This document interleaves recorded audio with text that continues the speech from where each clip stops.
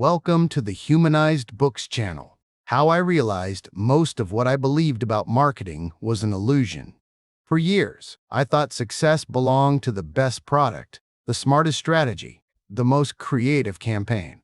I believed that if something was genuinely better, the market would eventually recognize it. It doesn't. Reading the 22 Immutable Laws of Marketing forced me to confront something brutal. The market does not reward better. It rewards perception. It rewards clarity. It rewards whoever gets into the mind first and stays there. That realization hit hard because it meant that effort alone isn't enough. Intelligence isn't enough. Even quality isn't enough. If you don't understand how positioning works inside the human mind, you're fighting a battle you cannot win, no matter how passionate you are. This book changed the way I look at brands, competition, growth, even ambition. It made me more disciplined, more focused, less distracted by hype. It forced me to ask one uncomfortable question about every idea. What word do I own? And here's the aggressive truth. Most people build without clarity. They expand too fast. They imitate leaders. They chase everything. Then they wonder why nothing sticks. If you stay with me through this summary, you won't just learn marketing laws. You might realize where you've been breaking them. And once you see that, you can't unsee it. Introduction: The dangerous illusion of better. Before we even enter the first law, the authors confront us with something uncomfortable. Billions of dollars had been wasted on marketing programs that could never have worked. Not because the execution was bad, not because the managers were incompetent, not because the product wasn't good, but because the strategy violated fundamental marketing laws. That's the tone of the book. Not motivational, not inspirational, corrective. They use IBM, General Motors, and Sears as examples. Giants, intelligent leadership, huge budgets, and yet, failure. Why? Because marketing is not about energy, intelligence, or money. It's about laws. Just like physics. You can design a magnificent airplane, but if you ignore gravity, it crashes. You can build a brilliant marketing campaign, but if you ignore how the mind works, it fails. The authors argue that most marketers refuse to admit these laws exist. That's the core problem. There is a belief that creativity can override structure. Budget can override positioning. Better product can override perception. But marketing is not engineering. It is psychology. And psychology follows patterns. Over 25 years of observation, analysis, and positioning theory, the authors distilled 22 laws that govern success and failure in the marketplace. They call them immutable, not because they are moral truths, because the market punishes violations. And the first law is brutal in its simplicity. Law 1, the law of leadership. It's better to be first than it is to be better. This is where most companies go wrong. They believe marketing is about proving superiority. The authors argue it is not. Marketing is about getting into the mind first. The book gives a simple test. Who was the first person to fly solo across the Atlantic? Charles Lindbergh. Who was second? Most people don't know. The second pilot may have been better, faster, more efficient, but the mind rewards firsts, not better. The same principle applies everywhere. Hertz was first in car rental, ASI leader. IBM was first in computers, a leader. Coca-Cola was first in cola, leader. Heineken was first imported beer in the US. Decades later, it's still number one. Why? Because once a brand gets into the mind first, it defines the category and often becomes generic. Xerox for copiers, Kleenex for tissues, Band-Aid for bandages. The authors highlight something important. First in the marketplace only matters if it leads to first in the mind. Timing matters. You can be first too late. But when timing aligns and you enter the mind first, the market follows. This law alone reshapes strategy. Stop trying to be better. Start trying to be first in something. Which leads directly to Law 2. Law 2, Law 2. The law of the category. If you can't be first in a category, set up a new category you can be first in. You may not be able to be the first person to fly the Atlantic, but you can be the first woman to do it. That's Amelia Earhart. The mind remembers first in a category, not chronological first overall. Michelob was not the first beer. It was the first high-priced domestic beer. Miller Lite was the first domestic light beer. Amstel Light became the first imported light beer. The pattern is clear. If you cannot lead the existing ladder, create a new ladder.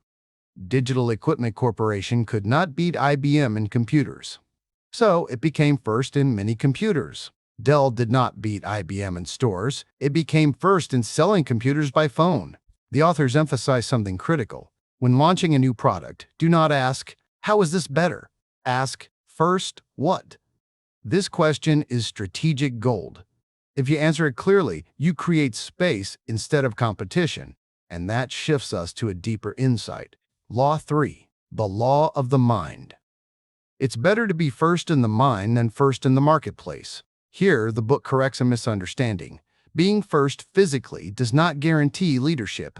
The MIT's Altair 8800 was the first personal computer. Nobody remembers it. Apple got into the mind first. IBM was not first in mainframes, but IBM owned the mind. The law here is psychological. The battlefield is not shelves. It is the mind. And once a perception is installed, it is almost impossible to remove. Wang tried to shift from word processors to computers. Xerox tried to shift from copiers to computers. They failed because the mind resists change. The authors say something powerful. The single most wasteful thing you can do in marketing is try to change a mind. That sentence alone should reshape entire budgets. You don't reposition reality. You position perception, and perception is governed by the next law. Law 4. The law of perception marketing is not a battle of products. It's a battle of perception. This may be the most misunderstood idea in the book. There is no objective reality in marketing. There are only perceptions. Honda sells the same cars in Japan and the US. Yet in Japan, Honda is perceived as a motorcycle company. In the US, as a car company. Same product, different perception. New Coke won taste tests, but Coca-Cola Classic won the market. Because taste is not the battlefield. Perception is. The authors explain, people don't buy based on facts. They buy based on what they believe others believe. Everybody knows becomes more powerful than evidence. Audi suffered from unintended acceleration, perception. Sales collapsed, even when tests disproved it. Perception is sticky. That's why trying to prove you're better rarely works, which leads to a sharper tool.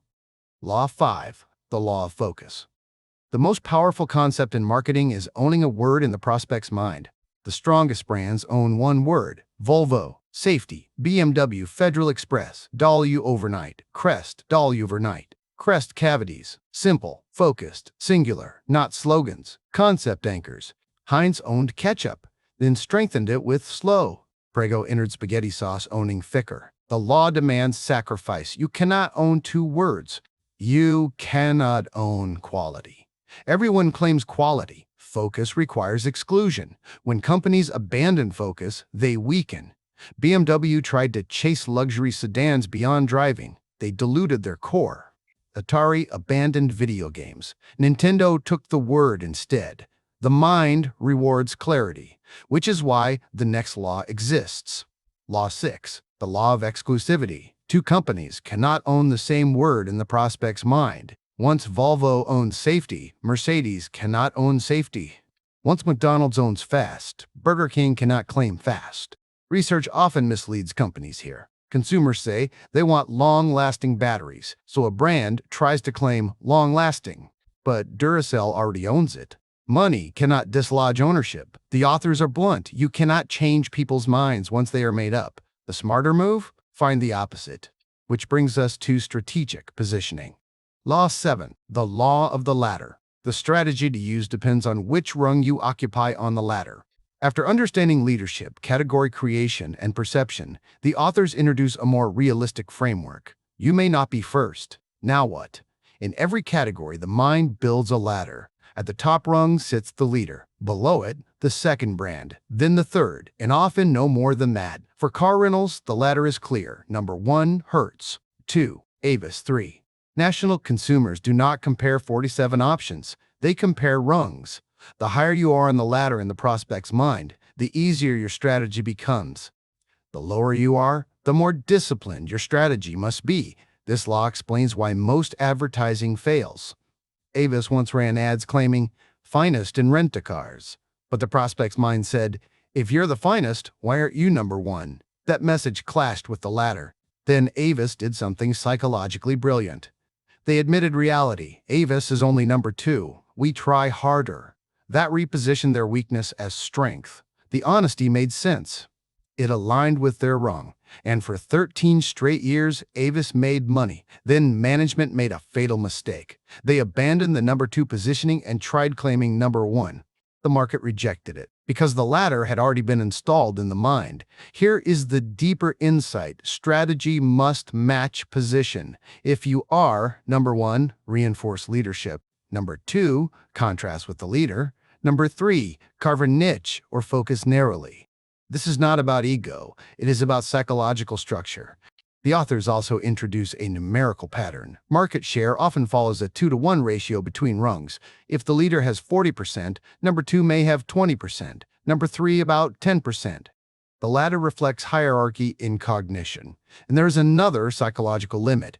Most people cannot name more than 7 brands in a category. Dr. Gorey. George Miller's Rule of 7 explains this cognitive boundary. In reality, most categories end up with 2 dominant players, which brings us to the next law. Law 8, the law of duality. In the long run, every market becomes a 2-horse race. Early in a category's life, many brands compete. The latter has multiple rungs, but over time, gravity pulls it down to 2. Examples are everywhere. Coca-Cola versus Pepsi, McDonald's versus Burger King, Nike versus Reebok, Kodak versus Fuji, Hertz versus Avis. In batteries, Eveready and Duracell. In toothpaste, Crest and Colgate. Why does this happen? Because as markets mature, 1, consumers become educated. 2, they simplify choices. 3, they gravitate toward perceived leaders. New customers may experiment with 3rd or 4th brands, but over time, stability favors 2. The authors show how Coca-Cola's dominance shrank from 60% to 45%, while Pepsi rose from 25% to 40%. The number 3 brand, Royal Crown, collapsed to 3%. Third place is a dangerous position. It often becomes invisible. The long-distance telephone market illustrates this clearly. AT&T, MCI, Sprint. Only 2 could ultimately dominate. The law does not predict exact timing. Some markets mature quickly, video games. Others take decades, airlines, telecom. But the direction is consistent. Marketing resources concentrate at the top. This law forces hard decisions. If you are number 3 in a mature market, you must narrow focus, redefine category, or exit. Trying to fight 2 giants head-on is economic suicide. The duality principle explains why so many companies disappear quietly. But if you are number 2, you have an opportunity, which leads to a powerful tactical law. Law 9, the law of the opposite. If you're shooting for 2nd place, your strategy is determined by the leader. Strength creates weakness. Wherever the leader is strong, an opening exists. Coca-Cola is old, classic, traditional. Pepsi became young, new, the choice of a new generation. Pepsi did not claim to be better Coke. It claimed to be the opposite of Coke. That distinction matters. The law of the opposite demands differentiation, not imitation. Too many number 2 brands try to copy the leader. That reinforces the leader. Instead, you must 1. Identify the leader's defining trait. 2. Reverse it. 3. Own the opposite. Listerine owned medicine-like seriousness and germ-killing authority. Scope positioned itself as the good-tasting alternative. Tylenol exploited aspirin's stomach-bleeding vulnerability. Beck's repositioned Lowenbrau as popular in America, while Beck's was popular in Germany. The negative must be believable. The contrast must ring true. If the leader stands for reliability, you stand for excitement. If the leader stands for tradition, you stand for modernity. If the leader stands for broad appeal, you stand for specialization. The law works because consumers split psychologically. There are 2 types of buyers: those who want the leader, those who do not want the leader. The number 2 brand must speak to the second group. This is not about attacking. It is about defining contrast. Contrast clarifies perception, and perception drives choice. Law 10. The law of division. Over time, a category will divide and become 2 or more categories. Categories do not stay stable. They split. What begins as one ladder eventually becomes multiple ladders. At first, computers were just computers. Then they divided into mainframes, mini-computers, personal computers. Then, personal computers divided into desktops, laptops, workstations. Then, laptops divided into ultra-portables, gaming laptops, business laptops. The process is inevitable. The mistake most companies make is assuming that categories remain unified. They don't. The automobile category divided into economy, luxury, sports, SUVs, minivans, and each division created new leadership opportunities. The authors emphasize something critical. Each new category has its own leader. Digital equipment dominated mini-computers. IBM dominated mainframes. Apple dominated early personal computers. When a category divides, the companies that treat the division as independent win. The companies that try to stretch their original brand across divisions usually fail. General Motors once dominated multiple car categories through separate brands: Chevrolet, Pontiac, Oldsmobile, Buick, Cadillac. Each brand owned a segment. Over time, GM blurred distinctions. The divisions lost clarity. The market punished confusion. The law of division explains why line extension becomes dangerous. When a category splits, it demands separate identities, not umbrella branding. The deeper insight: division creates opportunity for new leadership, but only if you treat the new category as its own battlefield, and time plays a powerful role in how those divisions mature. Which leads to Law 11. Law 11. The law of prospective marketing effects take place over an extended period of time. Short-term and long-term effects in marketing are often opposite. This law requires maturity to understand. In the short term, almost anything can work. Discounting increases sales. Price promotions boost volume. Line extensions create buzz. But what happens long-term? Discounting teaches customers to buy on price. Promotions damage brand perception. Line extensions dilute focus. The authors compare marketing to alcohol.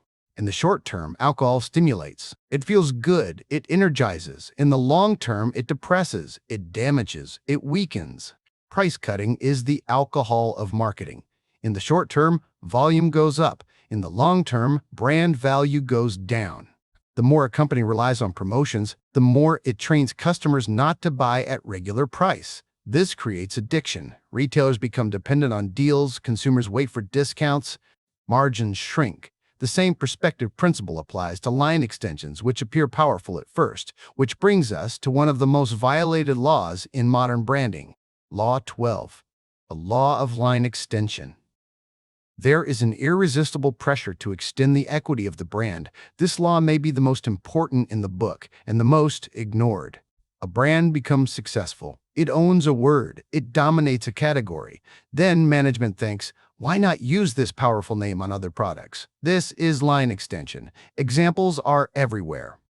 Coca-Cola introduced Diet Coke, Cherry Coke, New Coke, caffeine. Free Coke, IBM extended into PCs, software. Everything under one umbrella. General Motors blurred distinctions between brands. Line extension feels logical. It feels efficient. It feels like leveraging equity, but it weakens focus. When you extend a brand, you blur its meaning, lose ownership of the original word, create internal competition. The mind prefers clarity. When Coca-Cola launched New Coke, it violated the essence of Coke. Coke meant original, classic, stable. New contradicted that. The backlash was immediate. Even Diet Coke diluted the singular identity. Originally, Coke meant cola. Now, it meant multiple variants. The authors argue brands become strong by narrowing. They become weak by broadening. The pressure to extend comes from short-term revenue goals. But long-term brand power suffers. A brand name that once stood for one thing becomes generic. And once diluted, recovery is difficult. Line extension works temporarily, but rarely builds lasting leadership. The tension between short-term gain and long-term focus is central to modern marketing failure. And this law explains why so many powerful brands erode slowly over time. Law 13. The law of sacrifice. You have to give up something in order to get something. This law directly contradicts the instinct of growth.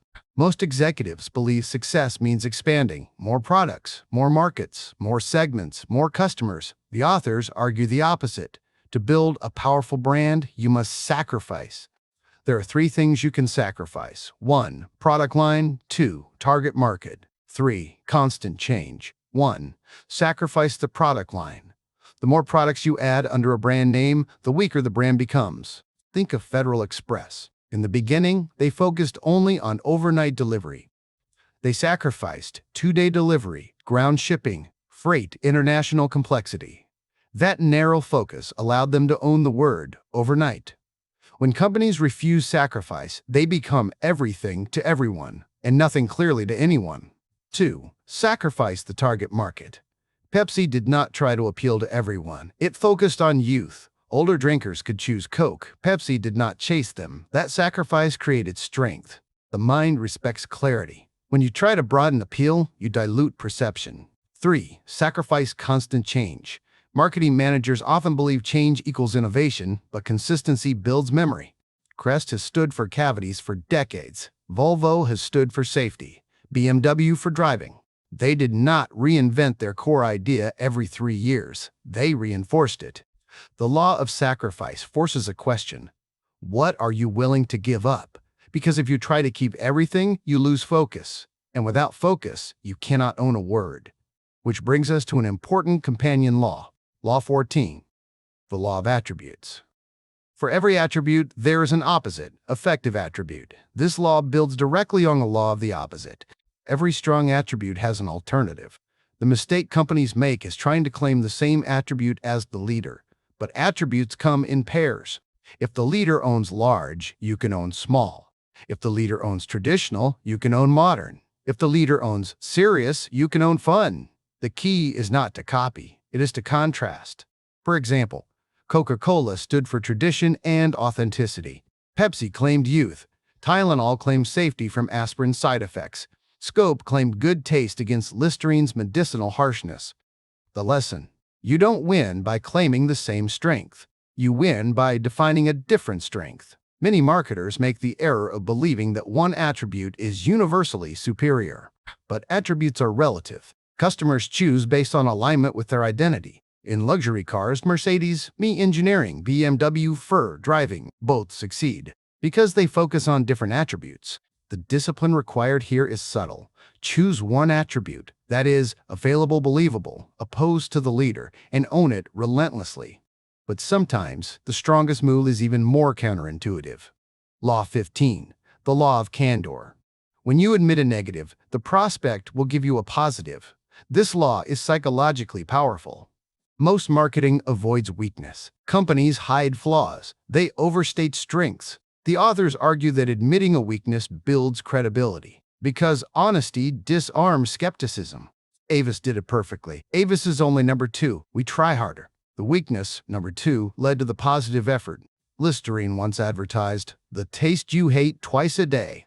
Instead of pretending it tasted good, they embraced the negative. The unpleasant taste reinforced its medicinal effectiveness.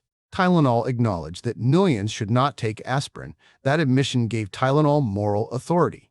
But candor only works when the negative is real, recognized, and convertible into strength. It cannot be a fake weakness. You cannot say, "We are too innovative."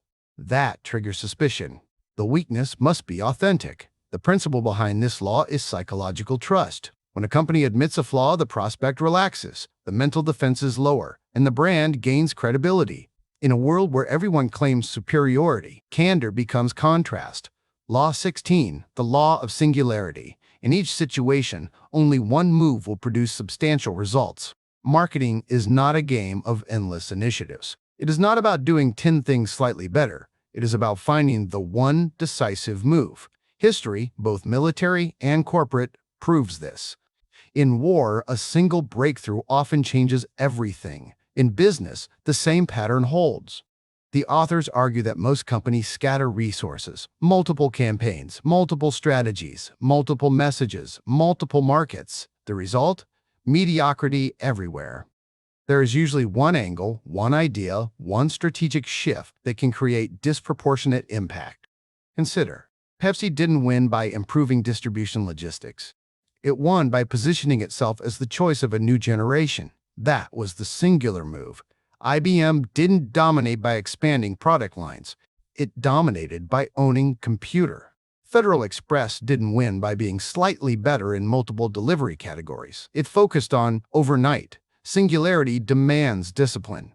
It also demands courage, because focusing on one move means ignoring 10 other tempting ones. Most executives struggle here. They prefer complexity, they prefer committees, they prefer layered plans. But marketing breakthroughs come from clarity, not accumulation. The hard question every leader must ask: what is the one move that can shift perception dramatically? Everything else is noise. And here is where humility becomes necessary, because predicting that one move is not easy. Which brings us to the next law, Law 17, the law of unpredictability. Unless you write your competitors' plans, you can't predict the future. Forecasting is the illusion of control. Corporate planning departments produce multi-year projections, graphs, models, revenue forecasts. The authors call this out directly. You cannot predict the future. You especially cannot predict competitor reactions. Marketing is not physics, it is human behavior. And humans change. Technologies shift. Cultural tides move. Unexpected events disrupt.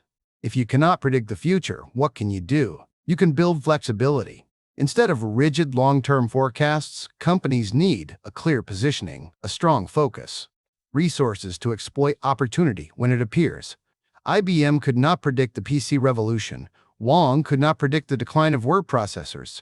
Xerox could not predict the failure of its computer ambitions. The danger of prediction is arrogance. When companies believe they know the future, they overcommit. Then the market shifts.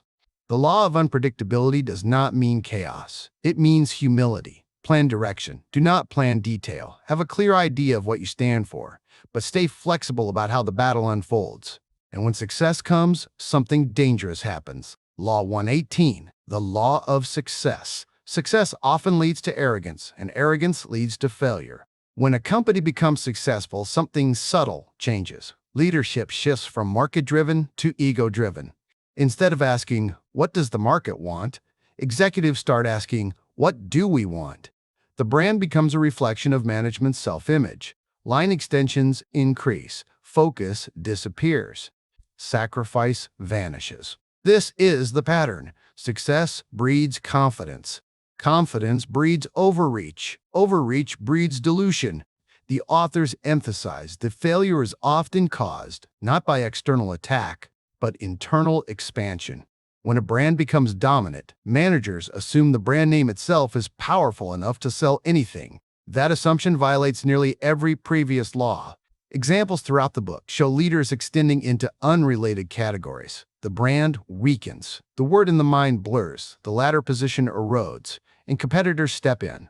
The antidote to success is humility. Stay focused, stay disciplined, stay aligned with perception. Do not believe your own press, because the market punishes arrogance quickly. Law 19, the law of failure. Failure is to be expected and accepted. This law is brutally realistic. In corporate culture, failure is hidden, excused, rationalized, covered by committees. But in marketing, failure is natural. New products fail. Line extensions fail. Repositioning attempts fail. The real mistake is not failure. It is refusing to recognize it quickly. The authors argue that Japanese companies historically handled failure better because managers were more willing to admit mistakes and pivot.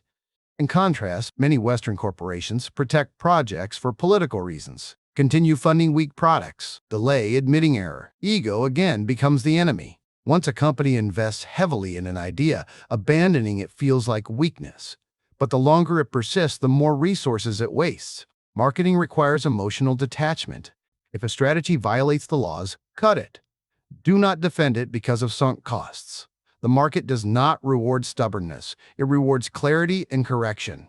This law demands something rare: leadership humility. Because sometimes the smartest strategic move is retreat. Law 20, the law of hype. The situation is often the opposite of the way it appears in the press. When something is genuinely successful, it rarely needs loud hype. When something is failing, hype increases. The authors illustrate this with product launches that received enormous media attention, only to collapse shortly after. Hype often signals weakness. When a company spends heavily on public relations to announce revolution, innovation, disruption, it may be compensating for lack of real market traction. True breakthroughs grow steadily. They do not require exaggerated claims. The authors contrast trends with fads. Fads generate media excitement. Trends build quietly. The press loves fads. The market rewards trends. For example, the Edsel launch was accompanied by massive publicity. It failed. In contrast, brands like Coca-Cola built dominance gradually. The deeper principle: watch what customers do, not what the press says. Public enthusiasm does not equal market permanence. The danger for executives is believing their own headlines. Hype creates internal overconfidence. Overconfidence leads to expansion. Expansion often leads to violation of focus, and that leads to decline, which sets up the final prelude to sustained growth. Law 21. The law of acceleration. Successful programs are built upon trends, not fads. This law expands on the previous one. A fad is a wave. It spikes quickly. It crashes quickly. A trend is a tide. It moves slowly, but it reshapes the shoreline.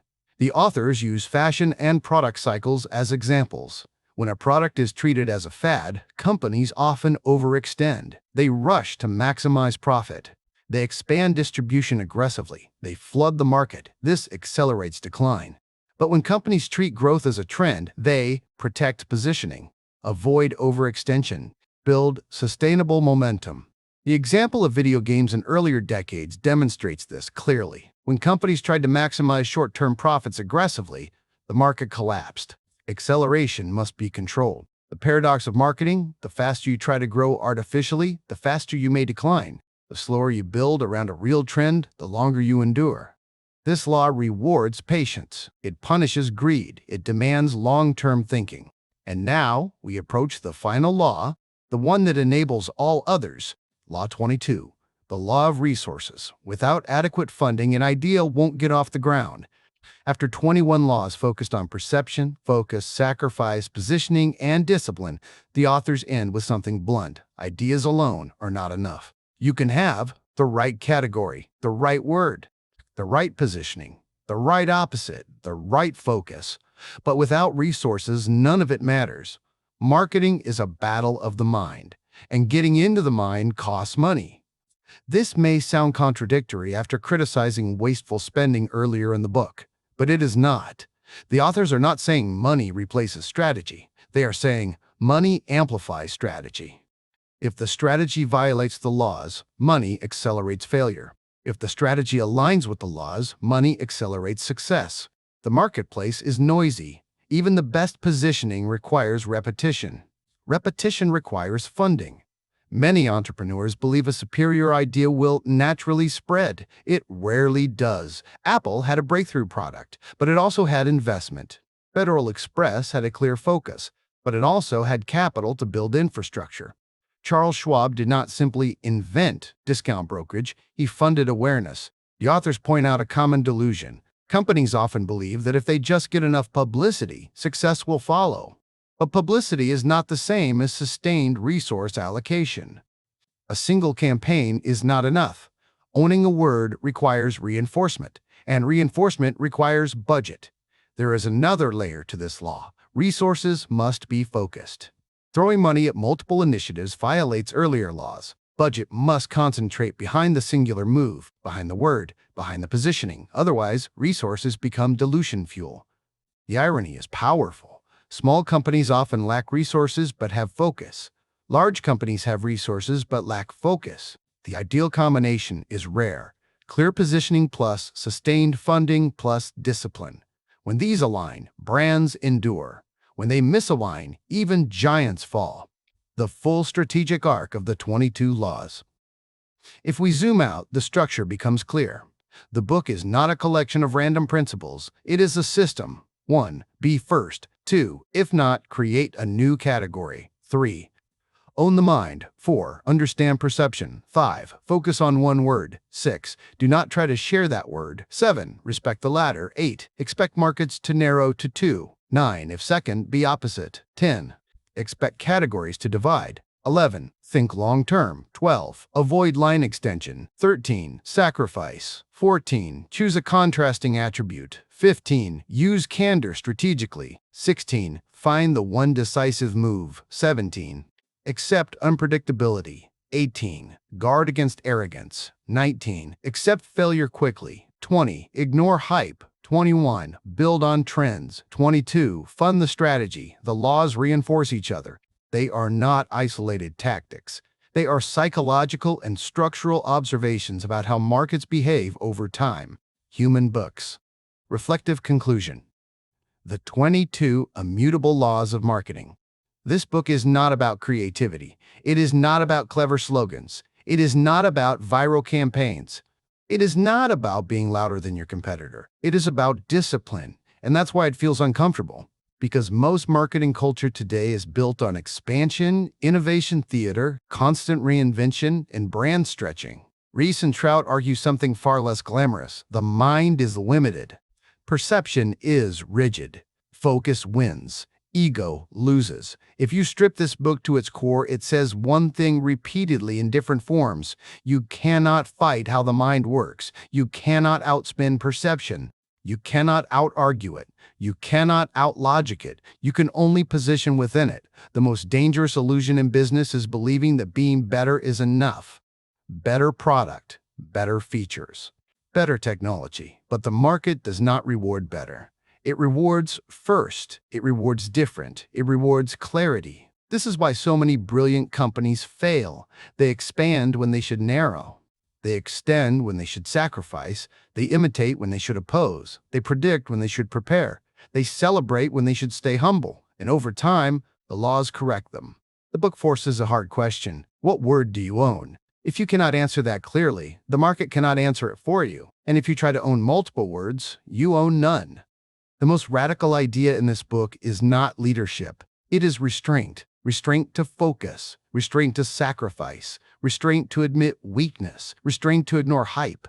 Restraint to avoid line extension. In a world obsessed with growth at all costs, restraint feels counterintuitive. But positioning is subtraction, not addition.